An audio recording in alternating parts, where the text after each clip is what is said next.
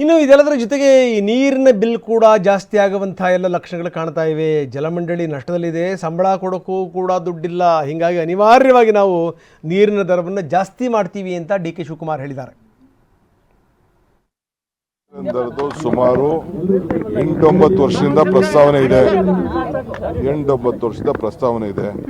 ಈಗ ಎಕ್ಸ್ಪ್ಯಾಂಡ್ ಮಾಡಬೇಕು, ಉಳಿಸ್ಬೇಕು, ಅಂತರ್ಜಲ ಹೆಚ್ಚಿಸಬೇಕು. ಜನ ಜಾಸ್ತಿ ಆಗ್ತಾ ಇದೆ, ಲಾಸಲ್ಲಿ ನಡೀತಾ ಇದೆ.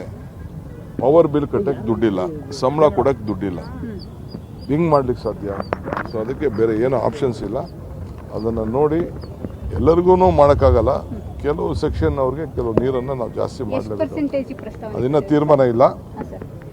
ನಾನು ಅದನ್ನೆಲ್ಲ ಕ್ಯಾಬಿನೆಟಲ್ಲಿ ಮತ್ತು ಬೇರೆ ನಮ್ಮ ಸಾರ್ವಜನಿಕರಲ್ಲಿ ಚರ್ಚೆ ಮಾಡಿಬಿಟ್ಟು ನಾನು ಮಾಡ್ತೀನಿ. ಎರಡನೇದು ಏನು ಒಂದು ಪ್ರಪೋಸಲ್ ಮಾಡ್ತಾ ಇದ್ರೆ ಇಡೀ ಟ್ಯಾಪ್ನೆಲ್ಲ ಕಂಪ್ಲೀಟ್ ಎಲ್ಲ ಲೈನಿಂಗ್ನೆಲ್ಲ ಚೇಂಜ್ ಮಾಡಿಬಿಟ್ಟು ಅವರು ಒಂದು ಹೊಸ ಲೈನ್ ಮಾಡ್ತೀವಿ ಅಂತ ಹೇಳ್ತಾರೆ. ರೇಟು ಕೂಡ 30% ಜಾಸ್ತಿ ಮಾಡ್ತೀವಿ ಅಂತ ಹೇಳ್ತಾರೆ. ಬಹುಶಃ ಇದು ನಮ್ಮ ದೇಶ, ನಮ್ಮ ರಾಜ್ಯಕ್ಕೆ ಇದು ಬಹಳ ಕಷ್ಟ ಆಗ್ಬೋದು. ಬೇರೆ ಬೇರೆ ಬಾಂಬೆ, ಡೆಲ್ಲಿಲಿ ಇದನ್ನ ತಡ್ಕೊಳ್ಳೋ ಶಕ್ತಿ ಇರ್ಬೋದು ಅಂತೇಳಿ ಅವತ್ತು ಪ್ರಸ್ತಾವನೆ ಕೊಟ್ಟೆ. ಆಮೇಲೆ ಅದನ್ನ ವ್ಯಾಪಕವಾಗಿ ಖಂಡನೆ ಆಯಿತು, ಟೈಬಿಟ್ಟು. ಈಗ ನಾನು ತಿರ್ಗಾ ಈಗ BWC ಮಿನಿಸ್ಟರ್ ಆಗಿದ್ದಾಗೂ ನಾನು ಹುಡುಕೊಂಡು ಬಂದ್ರು ಕೆಲವರೆಲ್ಲ.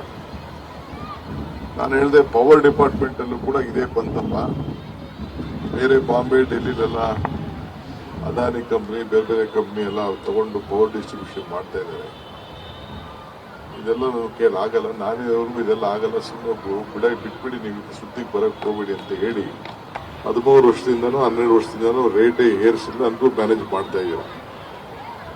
ಈಗ ನಾನು ಫರ್ಮ್ ಇದ್ದೇನೆ. ಈಗ ನಾವು ಹೊಸದಾಗಿ ಎಕ್ಸ್ಪ್ಯಾಂಡ್ ಮಾಡಿ, ಹೊಸದಾಗಿ ಲೋನ್ ತಗೊಂಡು ಹೊಸದಾಗಿ ಮಾಡಿಲ್ಲ ಅಂದ್ರೆ ಬೆಂಗಳೂರು 1,40,00,000 ನಾಗರಿಕರಿದ್ದಾರೆ. ಅವ್ರಿಗೆ ನೀರು ಒದಗಿಸ್ಕೊಡ್ಲೇಬೇಕು. ನಾನು ಬಂದ್ಮೇಲೆ 6 MLD ನೀರು 6 ಕೂಡ ಈಗ ಎಕ್ಸ್ಟ್ರಾ ಏರ್ಸ್ ಮಾಡಿದ್ದೀನಿ. ಎಲ್ಲ ಹುಡುಕಿ ಪಡುಕಿ ಎಲ್ಲೆಲ್ಲಿ ಸೋರ್ಸ್ ಮಾಡ್ಬೋದು ಅಂತ. ಸೊ ಇದು ಸಂಗತಿ. BJP ನಾಯಕರಿಗೆ ಇದು ಕೂಡ ಒಂದು ಅಸ್ತ್ರ. ನೀರಿನ ದರವನ್ನು ಜಾಸ್ತಿ ಮಾಡ್ತಾ ಇದ್ರಲ್ಲ, ನೀರು ಸರಿಯಾಗಿ ಬಿಡ್ತೀರಾ ಅಂತ ಕೇಳಿದ್ದಾರೆ ಮುನಿರತ್ನ. ನೀವು ನೀರನ್ನೇ ನೆಟ್ಟಗೆ ಬಿಡಲ್ಲ, ಇನ್ನು ಬಿಲ್ ಜಾಸ್ತಿ ಮಾಡ್ತೀರಿ. ನೀವು ನಲ್ಲಿ ತಿರುಗಿಸಿದ್ರೆ ಬರೀ ಗಾಳಿ ಬರುತ್ತೆ, ನೀರು ಬರಲ್ಲ ಅಂತ ಕಿಡಿಕಾರಿದ್ದಾರೆ ಮುನಿರತ್ನ. ಇನ್ನೊಂದು ಕಡೆಗೆ ಅಶೋಕ್ ಕೂಡ ಮಾತಾಡಿದ್ದಾರೆ, ರವಿಕುಮಾರ್ ಕೂಡ ಇದಕ್ಕೆ ಸಂಬಂಧಪಟ್ಟಂಗೆ ಮಾತಾಡಿದ್ದಾರೆ. BJP ನಾಯಕರಿಗೆ ಇದೊಂದು ಅಸ್ತ್ರವಾಗಿದೆ. CM ಸಿದ್ದರಾಮಯ್ಯ ಸರ್ಕಾರ ಪಾಪರಾಗಿ ಹೋಗಿದೆ. ಗ್ಯಾರಂಟಿಗೆ ದುಡ್ಡು ಕೊಡೋಕ್ಕೆ ಸರ್ಕಾರದ ಬಳಿ ಹಣ ಇಲ್ಲ. ಹೀಗಾಗಿ ಯಾವ್ಯಾವುದನ್ನು ಸಾಧ್ಯನೋ ಅದೆಲ್ಲವನ್ನು ಕೂಡ ಏರಿಸ್ತಾ ಇದ್ದಾರೆ. ಅಶೋಕ್ ವಾಗ್ದಾಳಿ ಮಾಡಿದ್ದಾರೆ. ಇದನ್ನು ಖಂಡಿಸಿ ಸರ್ಕಾರದ ವಿರುದ್ಧ ದೊಡ್ಡ ಪ್ರತಿಭಟನೆ ಮಾಡ್ತೀವಿ ಅಂತ ಕೂಡ ಹೇಳಿದ್ದಾರೆ. ನೋಡಿ, ಈಗಾಗಲೇ ಪೆಟ್ರೋಲ್ ದರ ಆಯಿತು, ಹಾಲಿನ ದರ ಆಯಿತು, ಸ್ಟ್ಯಾಂಪ್ ಡ್ಯೂಟಿ ಆಯಿತು. ಪಾಪರ್ ಔಟ್ ಇದೆ ಸರ್ಕಾರ. ಪ್ರತಿದಿನ ಅವ್ರಿಗೆ ಸಂಬಳ ಕೊಡೋಕ್ಕೂ ದುಡ್ಡಿಲ್ಲ, ಸ್ಕಾಲರ್ಶಿಪ್ ಕೊಡೋಕ್ಕೂ ದುಡ್ಡಿಲ್ಲ. ಪಾಪರ್ ಆಗಿ ಬರ್ಬತ್ತಾಔಟ್ ಇದೆ, ದುಡ್ಡಿಲ್ಲ ಅವ್ರ ಹತ್ರ. ಈಗ ಗ್ಯಾರಂಟಿ ಹೇಳ್ತಾ ಇತ್ತಲ್ಲ, ಗ್ಯಾರಂಟಿನೂ ಕೊಡೋಕ್ಕೆ ದುಡ್ಡಿಲ್ಲ. ಮೊನ್ನೆ ಯಾರೋ ಹೆಣ್ಮಗಳು ಶಾಪ ಆಗ್ತಾ ಇದ್ಲು, 3 ತಿಂಗಳಿಂದ ಗ್ಯಾರಂಟಿ ದುಡ್ಡು ಕೊಟ್ಟಿಲ್ಲ, 2-2 ಸಾವಿರ ಕೊಡ್ಬೇಕು, ಕೊಟ್ಟಿಲ್ಲ.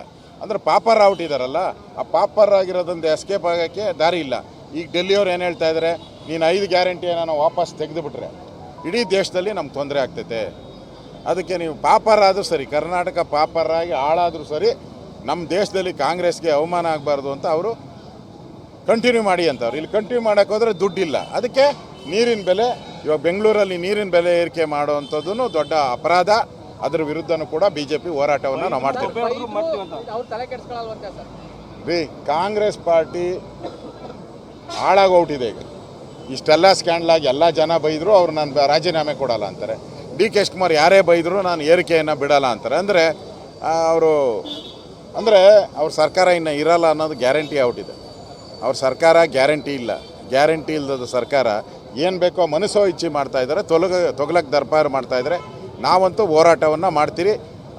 ಈಗಾಗಲೇ ಬೆಂಗಳೂರು ಜನಗಳ ಮೇಲೆ ಬೆಲೆ ಏರಿಕೆಯ ಬಿಸಿ ತಟ್ಟಿ ಅವ್ರ ಕೈಲಿ ಏನು ಕಟ್ಟೋಕ್ಕೆ ಸಾಧ್ಯ ಇಲ್ಲ, ಆ ಪರಿಸ್ಥಿತಿ ಇದೆ. ನೀರಿನ ವಿಚಾರ ಹೋರಾಟ ಮಾಡಿ ಸರ್ಕಾರ ಬಂದ ಮೇಲೆ ಇವತ್ತು ನೀರಿನ ದರ, ನೀವು ಮನೆಗೆ ಹೋಗಿ ಟಿವಿ ನೋಡೋವಷ್ಟೊತ್ತಿಗೆ ನೀರಿನ ದರ ಹೆಚ್ಚಾಗಿರುತ್ತೆ. ಹೋಗಿ ಮನೆಗೆ ಹೋಗಿ ನೋಡಿ, ಟಿವಿ ನೋಡಿ, ಏನು ಹೆಚ್ಚಿಗೆ ಮಾಡ್ತೀನಿ ಅಂತ ಹೇಳಿದಾರೆ. ಈಗ ಆಲ್ರೆಡಿ ನೀರಿನ ದರ ಹೆಚ್ಚಿಗೆ ಮಾಡ್ತೀನಿ ಅಂತ ಹೇಳಿದ್ದಾರೆ ಸಿದ್ದರಾಮಯ್ಯ, ಅಲ್ಲ ಸಾರಿ DK ಶಿವಕುಮಾರ್. ಈ ಸರ್ಕಾರ ಬೆಲೆ ಏರಿಕೆ ಮಾಡೋದಕ್ಕೋಸ್ಕರ, ಭ್ರಷ್ಟಾಚಾರ ಮಾಡೋದಕ್ಕೋಸ್ಕರ, ಸೈಟ್ಗಳನ್ನ ಲೂಟಿ ಮಾಡೋದಕ್ಕೋಸ್ಕರನೇ ಬಂದಿರೋದು. ನಿಮಗೆ ಹೇಳ್ತೇನೆ, ಇಂಥ ಕಳ್ಳ ಸರ್ಕಾರ, ಇಂಥ ಲೂಟಿ ಸರ್ಕಾರ ಕರ್ನಾಟಕ ರಾಜ್ಯದ ಯಾರು ಕೂಡ ನೋಡಿರ್ಲಿಲ್ಲ. ಇದೊಂದು ಲೂಟಿಕೋರ ಸರ್ಕಾರ.